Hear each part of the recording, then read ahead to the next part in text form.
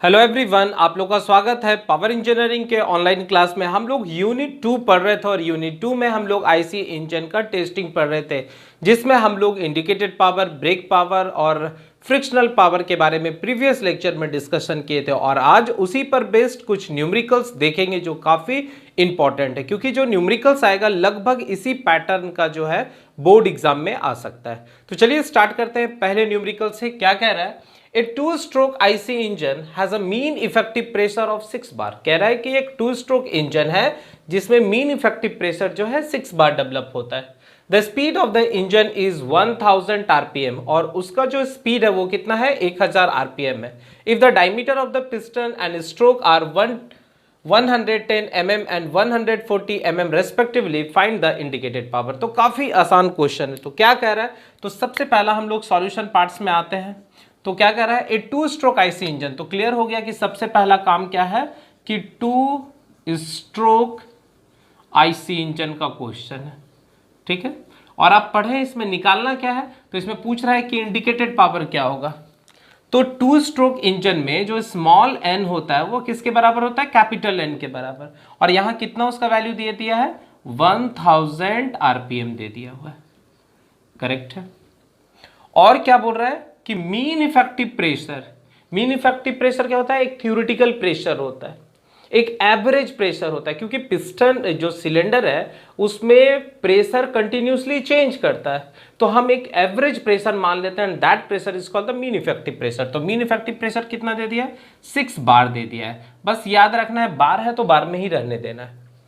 और क्या दिया हुआ है? तो इसका डायमीटर दे दिया हुआ है सिलेंडर का या इंजन का, पिस्टन का कितना दे दिया हुआ है? 110 mm दिया हुआ है, ठीक है। तो यहां से याद रखना है कि आप इसको मीटर में कन्वर्ट कर दीजिए, तो 1000 से भागा देंगे तो 0.11 मीटर हो जाएगा। कोई कंफ्यूजन नहीं? चलिए, अब लेंथ कितना दे दिया है? 140 mm दे दिया है। तो यहां से इसका वैल्यू कितना हो जाएगा? 0.14 मीटर हो गया। और कभी भी जब डायमीटर दिया हुआ है तो फटाफट क्या करेंगे? एरिया निकालेंगे। तो क्या हो जाएगा? π/4 और d स्क्वायर।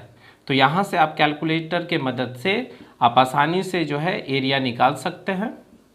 ये हो जाएगा 10⁻², और यूनिट जरूर लिखेंगे तो मीटर स्क्वायर। कोई कंफ्यूजन नहीं? और क्या दिया हुआ है? तो पूछ रहा है इंडिकेटेड पावर क्या होगा। करेक्ट है। तो हम लोग क्या जानते हैं? हम लोग जानते हैं कि इंडिकेटेड पावर को हम लोग क्या चीज से रिप्रेजेंट करते हैं? आईपी से रिप्रेजेंट करते हैं। और होता क्या है? तो इंडिकेटेड पावर बराबर, आपको फॉर्मूला याद होगा, 100 साल प्रधानमंत्री ऐस करेंगे, लालटेन नहीं रहेगा, डिवाइडेड बाय 60। और यूनिट जरूर याद रखेंगे, दिस इज कॉल्ड किलोवाट। बहुत इंपॉर्टेंट है। आसानी से आपको तरीका बता दिया हूं याद रखने का, या अगर आपको कोई और भी दूसरा तरीका याद होगा तो आप आसानी से याद कर लीजिएगा, ठीक है। तो यहां पर क्या है? 100 मीन इफेक्टिव प्रेशर कितना है? 6 बार। याद रखना है, बार है, ऑलरेडी हम लोग फॉर्मूला में ही कन्वर्सन कर चुके हैं तो नहीं चेंज करना है। और एरिया तो π/4, d स्क्वायर का मतलब 0.11 का होल स्क्वायर, इंटू लेंथ कितना दे दिया है? तो लेंथ आपको दे दिया है 0.14, और n का वैल्यू कितना है? 1000, और डिवाइडेड बाई कितना है? 60। क्या चीज यूनिट हो जाएगा? तो किलो वाट है। अब आप क्या करेंगे? फटाफट कैलकुलेटर के मदद से जो है इसको कैलकुलेट कर लेंगे। तो कैलकुलेटर के मदद से अगर इसको कैलकुलेट करेंगे तो लगभग इसका जो वैल्यूज आता है वो 13.5 किलो वाट के आसपास आता है। आप एक बार खुद से भी कैलकुलेशन कर लेंगे, अगर किसी तरह का कैलकुलेशन मिस्टेक होगा तो वहां पर आप चेंज कर लेंगे, ठीक है। 13.3 या 13.5 किलो वाट के आसपास आता है, and this is your required answer.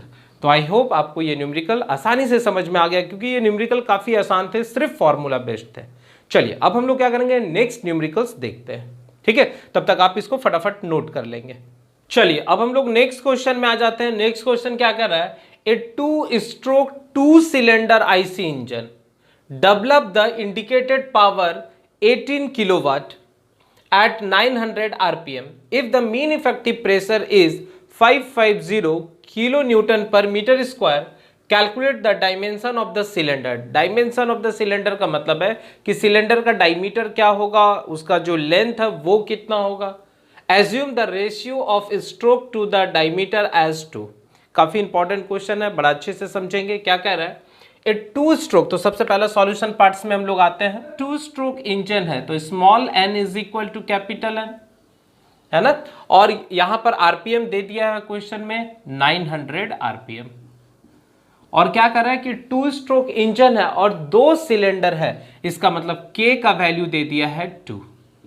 This is called number of cylinder.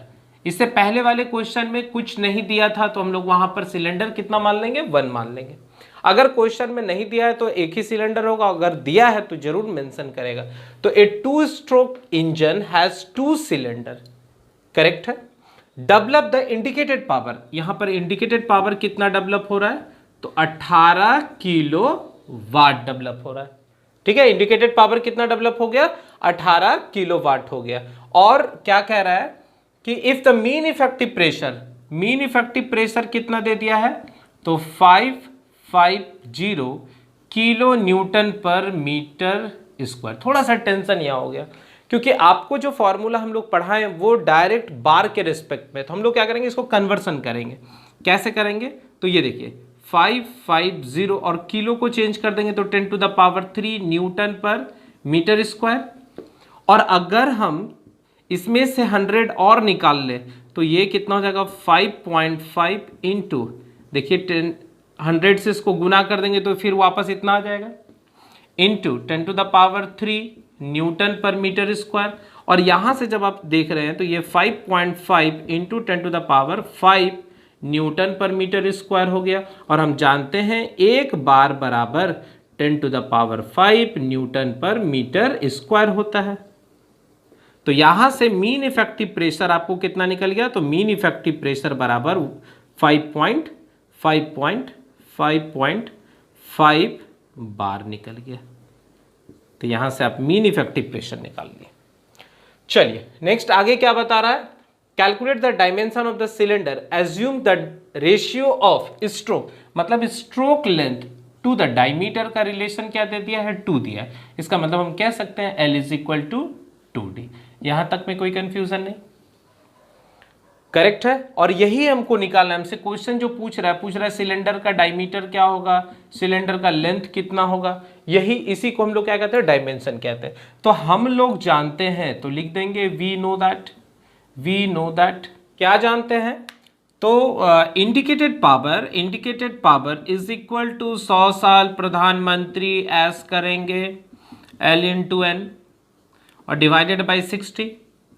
और यूनिट क्या है, किलोवाट पर। एक चीज यहां नोटिस करेंगे कि यहां नंबर ऑफ सिलेंडर भी दे दिया है, इसलिए इस सब चीज पर, छोटे छोटे चीज पर ध्यान देंगे। तो यहां हम लोग क्या करेंगे, K से भी मल्टीप्लाई करेंगे, ठीक है। और नहीं तो आप आगे ही कर दीजिए indicated power is equal to K into, ठीक है। और यहां पर यूनिट लिख दीजिए किलोवाट, कोई कंफ्यूजन नहीं। अब इंडिकेटेड पावर क्वेश्चन में दे दिया हुआ है, कितना दे दिया हुआ है इंडिकेटेड पावर, 18 किलोवाट। तो लिख दीजिए 18 kilowatt is equal to K का वैल्यू 2, नंबर ऑफ सिलेंडर 2 है, 100 प्राइम मिनिस्टर PM कितना है, तो 5.5 बार, इंटू एरिया, तो एरिया कितना हो जाएगा, तो π/4 D स्क्वायर। और स्ट्रोक लेंथ L बराबर क्या रिलेशन दिया हुआ है, तो 2D, तो यहां लिख दीजिए 2D इंटू n कितना है, कैपिटल N है 900 यूनिट किलोवाट और डिवाइडेड बाय हाउ मच, 60। तो एक चीज आप यहां से नोटिस कर रहे हैं कि किलोवाट कट गया, बाकी बात जो यूनिट होगा वो आपको लिखा हुआ मिल जाएगा। तो हम लोग क्या करेंगे, यहां से क्रॉस मल्टीप्लाई कर देंगे। तो देखिए, तो 18 into 60 is equal to 2 into 100 into 5.5 into, देखिए 2 से इसको काट देते हैं तो ये 2 हो जाएगा, तो ये हो जाएगा π/2 D क्यूब इंटू 900। चेक कर लेंगे।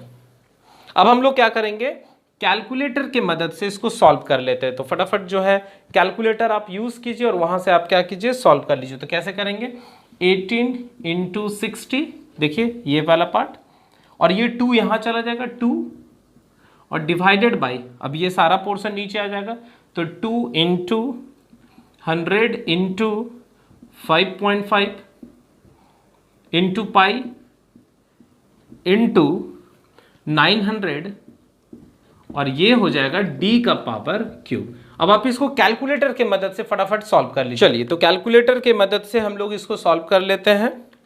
तो कितना आ जा रहा है 18 इंटू 60 इंटू 2 और नीचे आ जाएगा 2 into 100 into 5.5 into shift pi into 900। तो कुछ वैल्यूज़ आ रहा है इसका 6.9449 इंटू 10 टू द पावर -4 क्या चीज़ में मीटर क्यूब में आ रहा होगा डी क्यूब। ठीक है, तो यहाँ से हम लोग क्या करेंगे इसका क्यूब रूट निकाल लेते हैं। तो 6.9449 into 10 to the power -4 correct है -4 और पावर कितना हो जाएगा 1/3। ओके, तो यहाँ से जो वैल्यूज़ आ रहा है डायमीटर वो आ रहा है 0.0885 क्या चीज़ में मीटर में। अब इसको आप 1000 से मल्टीप्लाई कर दीजिए तो mm में वैल्यूज़ आ रहा है। डायमीटर कितना आ जा रहा है 88.556 mm and this is your required answer.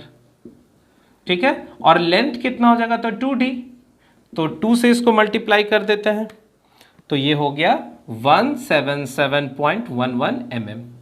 ये स्ट्रोक लेंथ निकल गया, ये दूसरा answer.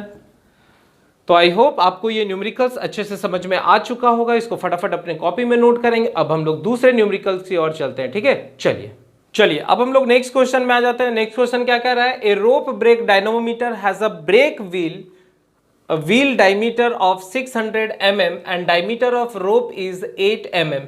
The dead load on the brake is 210 Newton and spring balance read 40 Newton. If the engine makes 450 RPM then calculate the brake power. काफ़ी important question है, अपने SBT में लगभग 3 बार ये न्यूमेरिकल्स पूछ चुका है, तो आप इसको ज़्यादा से ज़्यादा प्रैक्टिस करेंगे। आसान है, सिर्फ फॉर्मूला बेस्ड है। क्या सॉल्यूशन पार्ट्स में हम लोग क्या करेंगे, जो ब्रेक व्हील डायमीटर है वो कैपिटल डी है और ये कितना है 600 mm है, तो आप इसको फटाफट क्या करेंगे मीटर में कन्वर्ट करेंगे तो 1000 से भागा दे देंगे तो ये कितना आ जाएगा 0.6 मीटर हो गया। ठीक है, और क्या कर रहा है डायमीटर ऑफ रोप, तो डायमीटर ऑफ रोप को डी कहते हैं, ये कितना है 8 mm है और इसको भी अगर 1000 से भागा दे दिए तो ये कितना है 0.008 मीटर होगा। जरा भी कंफ्यूजन नहीं करेंगे, आप कैलकुलेटर के मदद से भी सॉल्व करते रहेंगे। Yes correct. ठीक है, नेक्स्ट क्या कर रहा है डेड लोड कितना दे दिया हुआ है तो 210 न्यूटन दे दिया हुआ है और स्प्रिंग रीडिंग कितना कर रहा है तो 40 न्यूटन कर रहा है।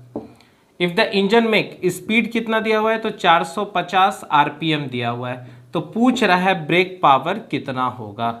करेक्ट है, तो हम लोग जानते हैं, तो वी नो दैट क्या जानते हैं, तो हम लोग जानते हैं कि brake power is equal to कितना होता है तो W माइनस एस गुना pi capital D plus small D जब डायमीटर ऑफ रोप दिया हो इंटू एन डिवाइडेड बाई 60 और इसका यूनिट याद रखना है वाट होता है।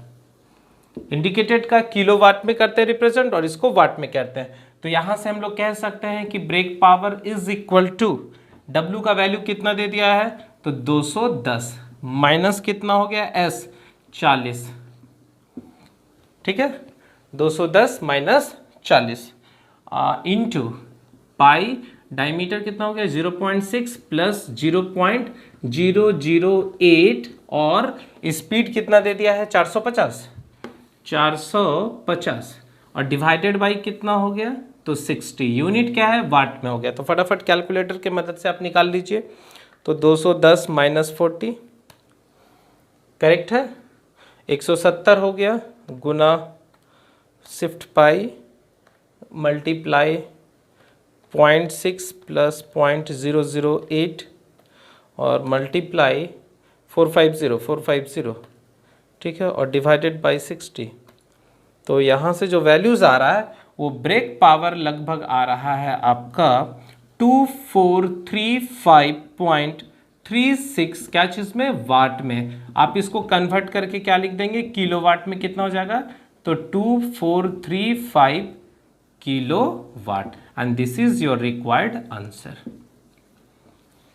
तो आई होप आपको ये न्यूमेरिकल्स आसानी से समझ में आ रहा होगा। अब ज्यादा से ज्यादा न्यूमेरिकल्स का प्रैक्टिस जो है अपने टेक्स्ट बुक के एग्जाम्पल एक्सरसाइज से करेंगे, और फिर हम लोग जब आपको इफिशियंसी पढ़ाएंगे जिसमें आपको mechanical efficiency, thermal efficiency, thermal indicated thermal efficiency, brake thermal efficiency, वहां पर जब बताऊंगा तो वहां और ज्यादा न्यूमेरिकल्स को डील करेंगे। ठीक है, तब तक आप लोग मन लगा के पढ़ते रहिए। Okay, thank you.